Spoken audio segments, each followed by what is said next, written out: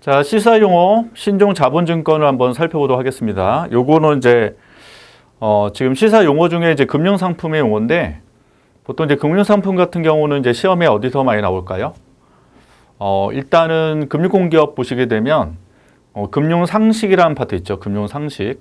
그죠? 그쪽 파트에서 용어 나올 수도 있고, 그래 공기업 계열 쪽에서 뭐 가끔 보면 상식 중에서도 용어를 물어보는 게 있기 때문에 좀 알아두시면 용이하고요. 그 다음에 또 공무원 쪽 시험 쪽에서는 우편금융 상식에 보시게 되면 신종자본증권 이런 걸 또 살펴보는 게 있기 때문에 보통 은행권, 금융권, 공기업 쪽에서 금융공기업 쪽은 전부 다 필요한 용어들이다라고 보시면 돼요. 그리고 특히 이제 신문 같은 경우 보시게 되면 경제 이슈 같은 경우에 요 관련된 게 또 시험에 나오기 때문에 신문 보시다가 용어 같은 거 좀 특이한 거 나오면 살펴보시면 여러 가지 유리하니까 한번 그런 식으로 좀 살펴보시면 좋겠습니다.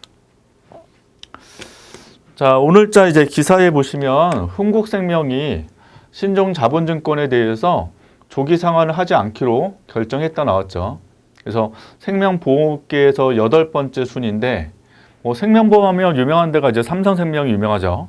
그래서 8번째 순위인 흥국생명이 신종자본증권에 대해서 조기 상환을 하지 않기로 결정했다라고 되어 있습니다. 그래서 2009년도 우리은행 이후에 13년 만에 처음이라고 지금 기사에서 언급했는데, 이게 지금 대문짝만하게 지금 신문 쪽에서 언급을 하는 이유가 지금 금융시장이 워낙 불안정하죠. 특히 최근에 이제 레고랜드 사태 때문에 좀 불안정한데 지금 이게 좀 터지면서 더 불안정하지 않을까, 또 돈맥경화 발생하지 않을까 현재 우려를 하고 있는 상태입니다. 그래서 좀 이따 신종자본증권이 무엇인지 한번 내용을 살펴볼 거고, 자, 흥국생명이 언제 이거를 지금 발행했냐면 2017년도 11월이거든요. 그럼 지금 2022년도니까 대략 5년 정도 지금 지났죠. 그래서 신종자본증권은 기본 5년 정도 후에 상환을 하는 게 일반적이에요. 보통 상환은 뭐예요?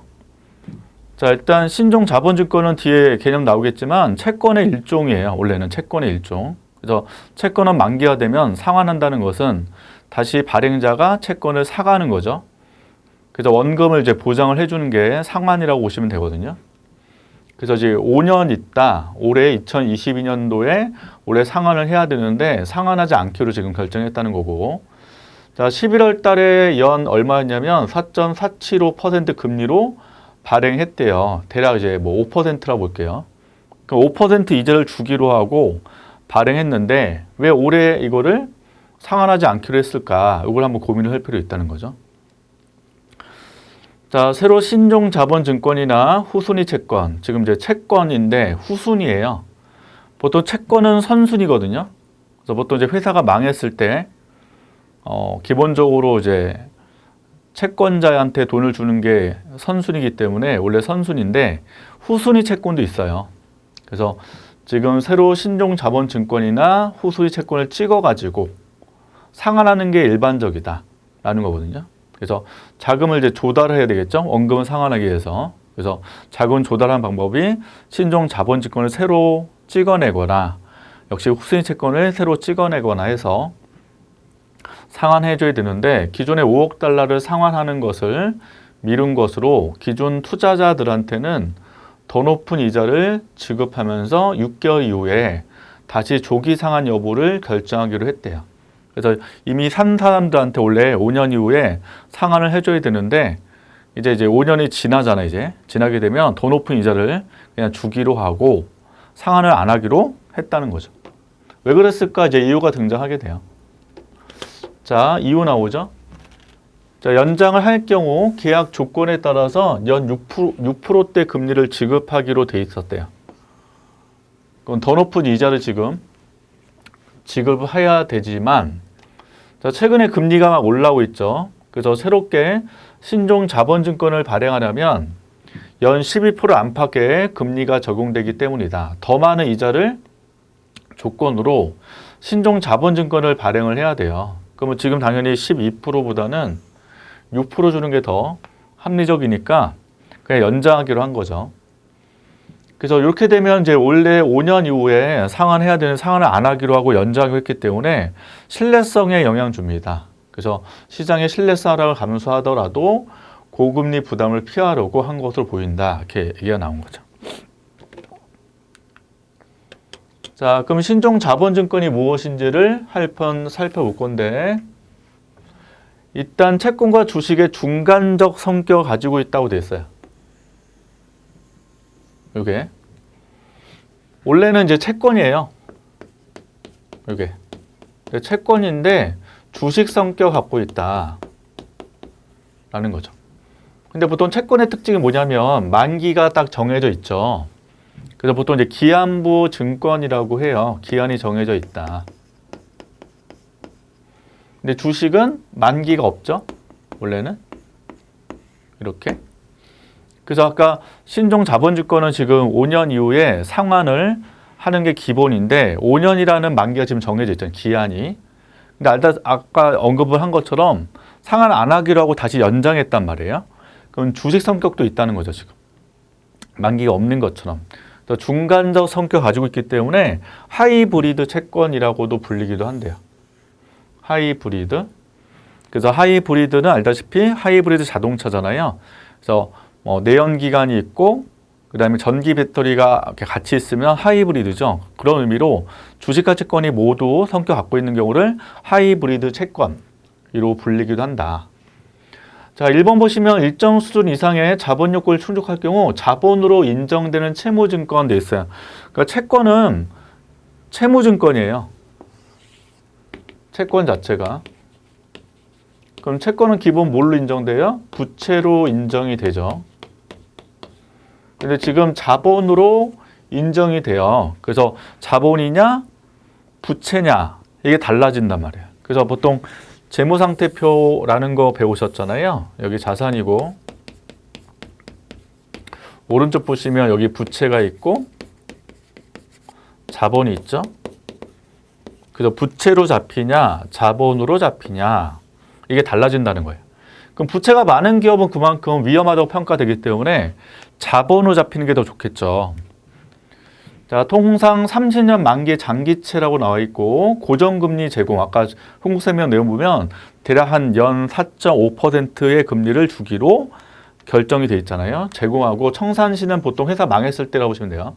청산시 주식보다는 변제가 앞선다는 점에서 채권의 성격을 가지고 있다. 그러니까 주식보다는 원래 앞서는 거예요. 왜냐하면 주식을 산 사람이 뭐가 되니까 주주죠. 회사의 주인이니까 주식보다는 먼저 돈을 받을 수 있거든요. 변제된다라는 거고 대신 후순위채보다는 뒷순위라는 겁니다. 자, 있으나 만기 도래 시 자동적인 만기 연장을 통해서 원금 상환 부담이 없어진다는 점에서 영구자본인 주식과 유사하다. 아까 5년이 지금 돌아왔는데 다시 연장했다는 거죠. 상환 안 하고. 그래서 대신 연장하게 되면 약간 더 이자를 줘야 된다고 앞에 사례에서 언급됐고요. 자, 변제 시 일반 후순위 채권보다는 늦은 후순위 채권이기 때문에 투자자한테는 높은 금리를 제공하는 특징이 있다. 보통 이제 채권은 선순위잖아요. 근데 이제 후순위채가 되면 어떻게 돼요? 늦게 준다는 거니까. 늦게 줄수록 불리하죠. 산 사람 입장에서. 그래서 이자를 더 줘야 사람들이 사지 않겠어요? 그래서 뒷순위이기 때문에 좀 더 높은 이자를 준다라는 얘기고, 자, 발행 후 5년이 지나면 아까 콩성님 보시 5년 얘기 나오잖아요. 발행 기업이 콜옵션을 부여한다. 콜옵션은 매수 옵션이잖아요. 매수한다. 매수하기 때문에 아까 뭐였어요? 조기 상환하는 거죠. 그래서 조기 상환. 근데 조기 상환을 안 한 이유는 뭐예요? 현재 금리가 높아지니까.